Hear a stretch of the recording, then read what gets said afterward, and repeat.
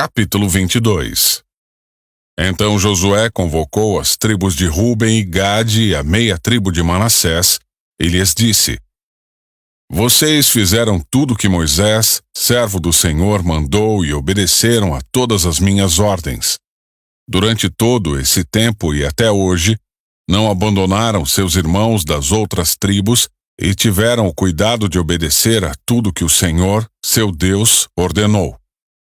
Agora o Senhor, seu Deus, concedeu descanso a seus irmãos, como prometeu a eles. Portanto, voltem para casa, para a terra que Moisés, servo do Senhor, lhes deu como sua propriedade do outro lado do rio Jordão. Mas tenham muito cuidado de cumprir todos os mandamentos e a lei que Moisés, servo do Senhor, lhes deu.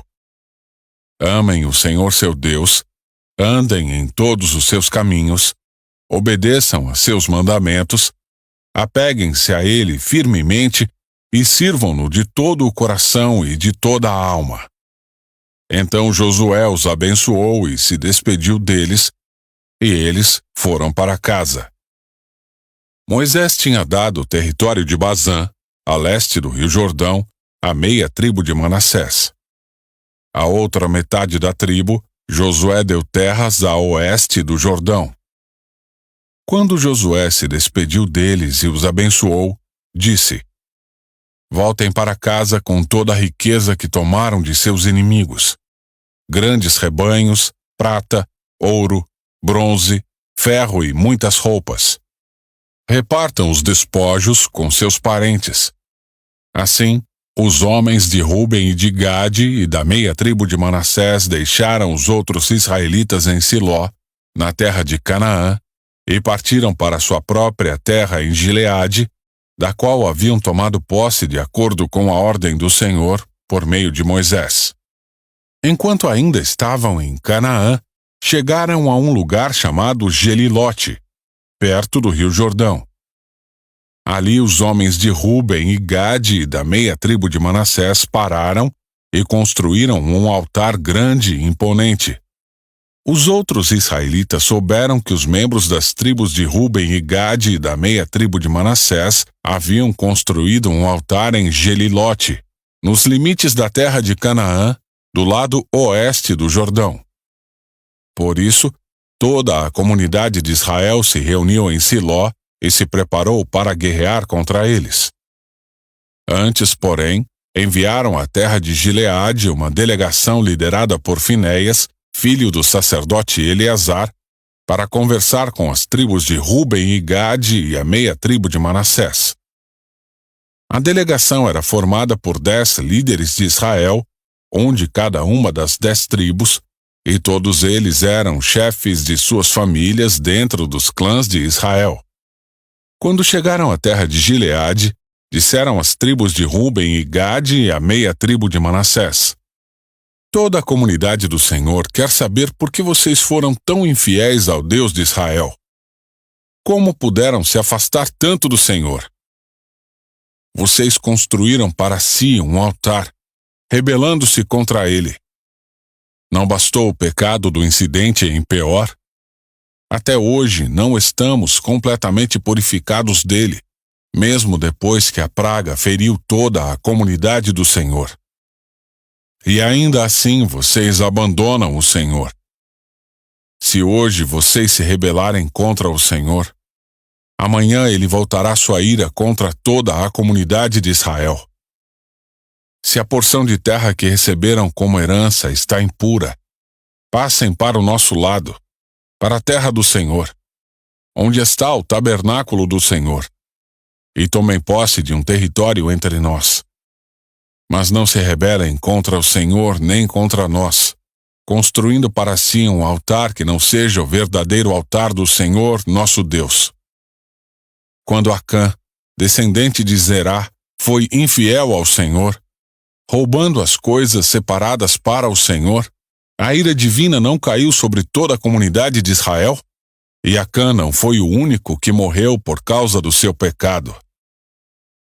Então os membros das tribos de Ruben e Gade, da meia tribo de Manassés, responderam aos chefes dos clãs de Israel: O Senhor, o poderoso, é Deus. O Senhor, o poderoso, é Deus. Ele sabe a verdade e que Israel a saiba também. Não construímos o altar por rebeldia nem por infidelidade ao Senhor. Se o fizemos, não poupem nossa vida hoje. Se construímos o altar para nos afastarmos do Senhor ou para apresentarmos holocaustos, ofertas de cereal ou ofertas de paz, que o próprio Senhor nos castigue. A verdade é que construímos este altar por medo de que, no futuro, seus descendentes digam aos nossos: que direito vocês têm de adorar o Senhor, o Deus de Israel? O Senhor pôs o rio Jordão como barreira entre o nosso povo e o povo de Ruben e Gade. Vocês não têm parte com o Senhor. Então seus descendentes poderão impedir os nossos de adorarem o Senhor.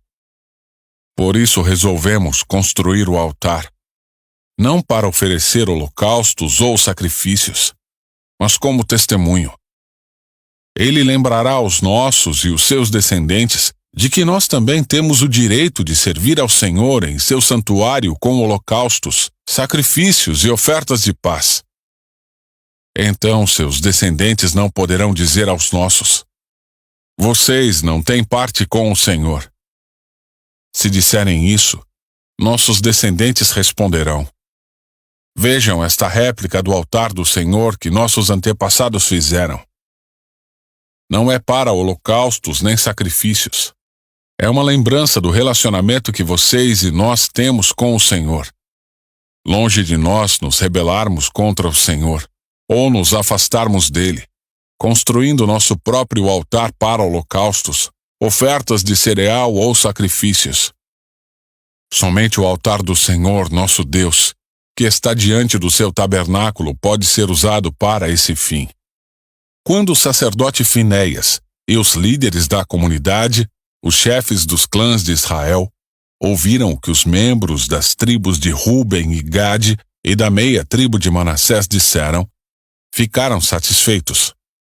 Finéias, filho do sacerdote Eleazar, lhes respondeu: hoje sabemos que o Senhor está no meio de nós, pois vocês não foram infiéis ao Senhor, como havíamos imaginado. Ao contrário, livraram Israel de ser destruído pela mão do Senhor. Então Finéias, filho do sacerdote Eleazar, e os outros líderes deixaram as tribos de Ruben e Gade em Gileade e voltaram à terra de Canaã para relatar aos israelitas o que havia acontecido.